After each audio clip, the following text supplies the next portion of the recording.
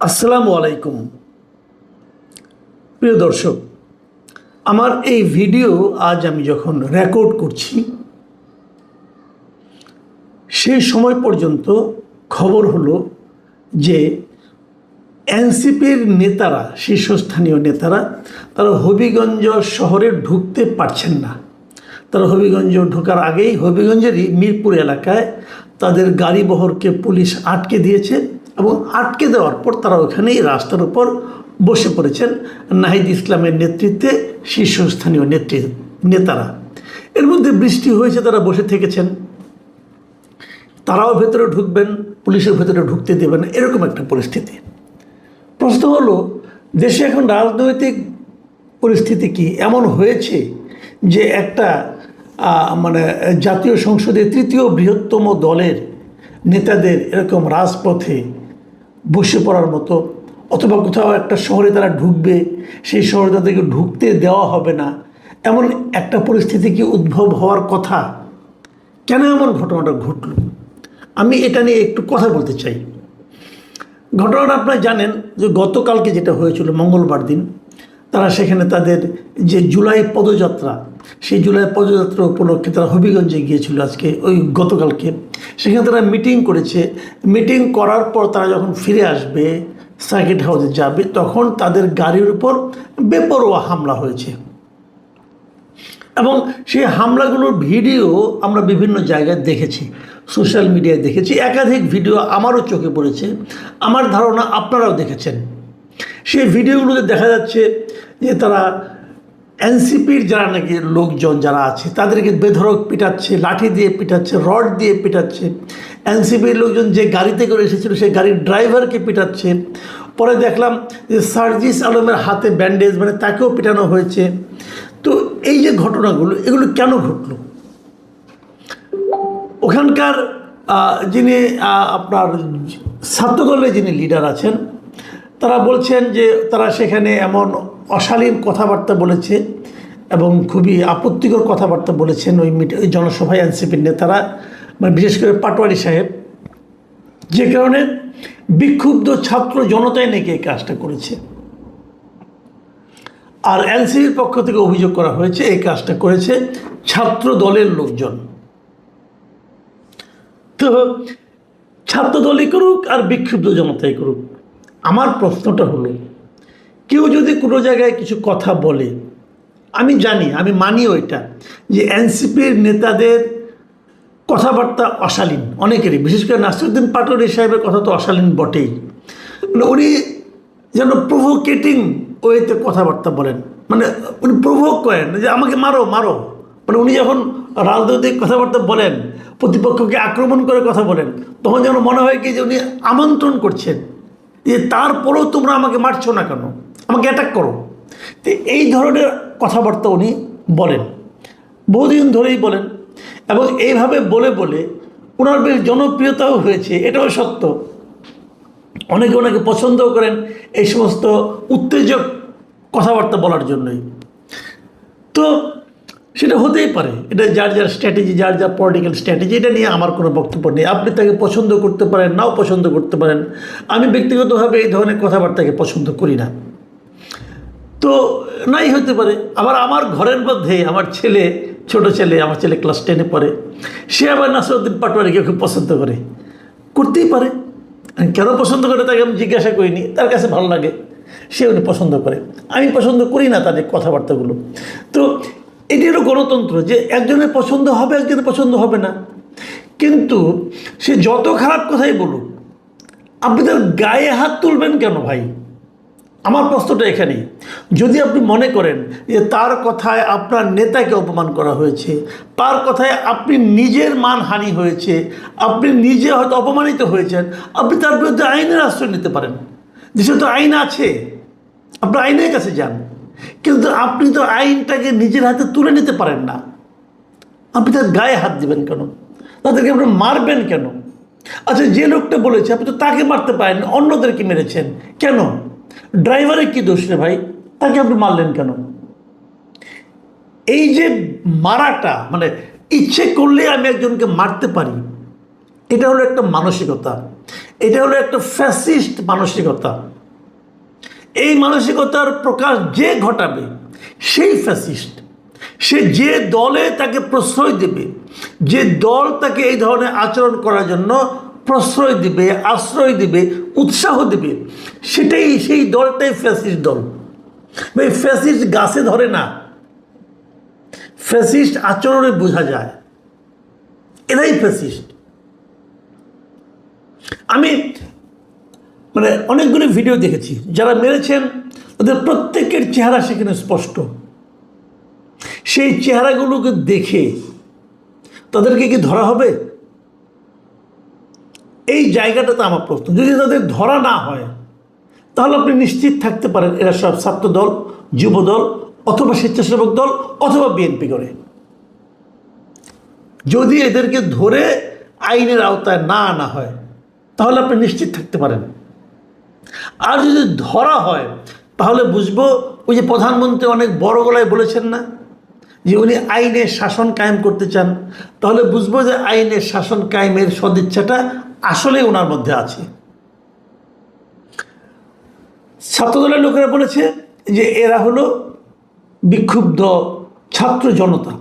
যদি ছাত্র জনতাও হয় তবুও তাদেরকে বিচারের আওতায় আনতে হবে, কারণ তাহলে তারা অন্যায় করেছে। একজন লোক আপনি জানেন যে সে খারাপ, জানেন, আপনি একদম নিশ্চিতভাবে জানেন সে দুষ্ট লোক, তাকে থামানো দরকার, আপনি জানেন, তারপরেও তার গায়ে আপনি হাত তুলতে পারেন না। তাকে আপনি ধরে নিয়ে পুলিশের কাছে দিতে পারেন, অথবা পুলিশকে ডেকে এনে তাকে ধরিয়ে দিতে পারেন, কিন্তু গায়ে হাত দিতে পারেন না, কারণ তার শরীরটা আপনার মালিকানার নয়, তার শরীরের মালিক আপনি নন। যেই মুহূর্তে তার গায়ে আপনি একটা লাঠির বাড়ি দিবেন, সেই মুহূর্তে আপনি হবেন একজন দুষ্কৃতকারী, আপনি হবেন একজন সন্ত্রাসী। এই সন্ত্রাসীদেরকে অবশ্যই ধরতে হবে, যদি সরকার মনে করেন যে তারা আসলে আইনের শাসন কায়েম করতে চান। দেখুন, আমি একটা ঘটনা বললাম, আরেকটা ঘটনা বলি। গত দুদিন ধরে দেখছি, সেটা হলো রাজশাহী ইউনিভার্সিটিতে গত 27 জুলাইয়ের ঘটনা। প্রথম কিছু স্টুডেন্টদের মধ্যে একটা বিষয় নিয়ে বিরোধ তৈরি হয়েছিল, সেটা মীমাংসা করতে গিয়েছিল বিশ্ববিদ্যালয় কর্তৃপক্ষ।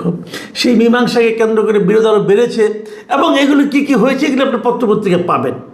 কিন্তু ঘটনা যেটা ঘটলো সেটা হলো যে পরশুদিন দেখলাম যে রাকসুর যিনি সাধারণ সম্পাদক মিস্টার সালাউদ্দিন আম্মার, এই সালাউদ্দিন আম্মার বিখ্যাত লোক, কিন্তু সে নানা জনের বিরুদ্ধে নানা কিছু করে, মবের জন্য উস্কানি দেয়, অনেক কিছু করে। আমার বিরুদ্ধে দিয়েছে মবের জন্য, তার আমরা অনেক ঘটনা শুনেছি। আমি হঠাৎ করে দেখলাম যে সে একটা বেলচা হাতে নিয়ে একজনকে মারতে যাচ্ছে, চিৎকার চেঁচামেচি করছে, তাকে মারবে, মেরে ফেলবে, অমুক করবে, তমুক করবে। এটা কারোর অধিকার তাকে কে দিল? সে বিশ্ববিদ্যালয়ের স্টুডেন্টরা তাকে ভোট দিয়ে সাধারণ সম্পাদক বানিয়েছে তাদের ছাত্র সংসদের। অবশ্যই এটা তাদের একটা বড় অর্জন। এই অর্জনের বিনিময়ে তাকে কি এই ক্ষমতা দেওয়া হয়েছে সে বেলচা দিয়ে কাউকে মারতে পারে? সে কি আইন নিজে বানাবে? আইন বানানোর তার কোনো অধিকার আছে? নিজের মতো করে বিচার করে রায় দিয়ে সেই বিচারের রায় বাস্তবায়নের অধিকার তাকে কেউ দেওয়া হয়েছে? দুজন ছাত্রকে পিটিয়ে, গরুর মতো পেটানো হয়েছে। গরুও বোধহয় মানুষ এভাবে পেটায় না। তাদেরও ছবি দেখলাম। এই সালাউদ্দিন আম্মার বাঁশ দিয়ে, লাঠি দিয়ে সে নিজে পিটিয়েছে, এবং তার সঙ্গে অন্যরা ছিল। পেটানোর পর দেখলাম যাদেরকে পিটিয়েছে তাদেরকে পুলিশ অ্যারেস্ট করেছে। অপরাধ কি? অপরাধ হলো তারা নাকি নিষিদ্ধ ঘোষিত ছাত্রলীগের সমর্থক। নিষিদ্ধ হয়েছে ছাত্রলীগ কবে? সেটার এখনও সমর্থক আছে, তার প্রমাণটা কি? তার গায়ে লেখা ছিল যে আমি ছাত্রলীগের সমর্থক, লেখা ছিল। কে সিদ্ধান্ত দিল? সালাউদ্দিন আম্মার সিদ্ধান্ত দিয়েছেন। ওনার কাছে মনে হয়েছে এই লোকটা ছাত্রলীগের সমর্থক, অতএব তাকে পেটানো যায়। বাংলাদেশ কোনো বিশ্বের কোনো আইন এটাকে সমর্থন করবে? প্রশ্নটা তখনই ওঠে, আমরা কি একটা স্বাধীন সার্বভৌম আইনি রাষ্ট্রের মধ্যে অবস্থান করছি, নাকি আমরা একটা বর্বর রাষ্ট্রে অবস্থান করছি? আইন কি বলে? রাজশাহীতে কি কোনো আইন প্রয়োগকারী সংস্থা আছে? আছে নাকি তারা ঘুমাচ্ছে, চুরি পরে বসে আছে? এই প্রশ্নটা আমি করতে চাই। সাংবাদিকরা এটা নিয়ে লেখালেখি করেছে, পরে দেখলাম প্রেস কনফারেন্সে সালাউদ্দিন আম্মার এবং তার যে রাকসুর যিনি ভিপি, তারা আবার সাংবাদিকদের বিরুদ্ধে বলছে, তাদের বিরুদ্ধে অশালীন আক্রমণ করছে তারা। তো হয়েছে নাকি, বলছে এরা নাকি মায়া কান্না করছে, এই ধরনের কথা বলছে যে মোস্তাকুর রহমান জাহিদ, যিনি নাকি রাকসুর ভিপি, ছাত্র শিবিরের নেতা। মানে তারা মারবে, পিটিয়ে ফেলে দেবে, সেই কথা বললে পরে হলো ওটা মায়া কান্না। ওই লোকটাকে মানুষটা, কোন দেশে বাস করছি আমরা? তারপর যে মার খেলো তাকে আপনি অ্যারেস্ট করলেন, কি অপরাধে অ্যারেস্ট করলেন আপনি তাকে? এই যে বিষয়গুলো, এগুলো কিন্তু কেবল দেশের মধ্যে না, দেশের সচেতন মানুষের মধ্যে না, এগুলো কিন্তু দেশের বাইরেও বিভিন্ন মানবাধিকার সংস্থার কাছে কিন্তু এই মেসেজগুলো যায়। তারা আসলে কি, আজকে দেখলাম একটা ইংরেজি দৈনিকে the Times of Bangladesh Salauddin আম্মারকে নিয়ে একটা বড় বিশাল একটা ফ্রন্ট পেজে একটা বিশাল স্টোরি করেছে। সেই স্টোরি দেখা যাচ্ছে সে তার ওই বড় বড় চুল নিয়ে, পাঞ্জাবি পায়জামা পরে, একটা বেলচা কাঁধে নিয়ে সে দাঁড়িয়ে আছে। আর হেডলাইনটা কি, আম্মার্স র্যাকলেস রেইন অ্যাট RU, মানে রাজশাহী ইউনিভার্সিটি। মানে রাজশাহী ইউনিভার্সিটিতে আম্মারের যে বেপরোয়া রাজত্ব, এই হলো সেই লেখার শিরোনাম। ইংরেজিতে লেখা, বিদেশিরা পড়ে না এটা বিদেশিরা পড়ে এদেশের আইন শৃঙ্খলা নিয়ে তাদের কী ধারণা হচ্ছে। রাজশাহী যারা নাকি আইন শৃঙ্খলা রক্ষার দায়িত্বে আছেন, তাদের সম্পর্কে তাদের কত উচ্চ ধারণা হচ্ছে। বিশ্ববিদ্যালয় কর্তৃপক্ষ হয়তো, বিশ্ববিদ্যালয় কর্তৃপক্ষ করবে তো কী করবে, তারা তো নিজেরাই ভয়ে কাঁপে। কতগুলি মেরুদণ্ডী লোক ওখানে বসে আছে, নিজেরাই ভয়ে কাঁপে। এবং এই রিপোর্টটা যদি আপনারা পড়েন, যদি সময় পান পড়ে নিন, ডিটেল কাহিনী আছে আম্মারের অতীত কর্মকাণ্ড সম্পর্কে। সেগুলো পড়লে যে কেউ বলবে এই ছবিটা বরং কম করা হয়েছে, ছবিটাতে কম দেখানো হয়েছে।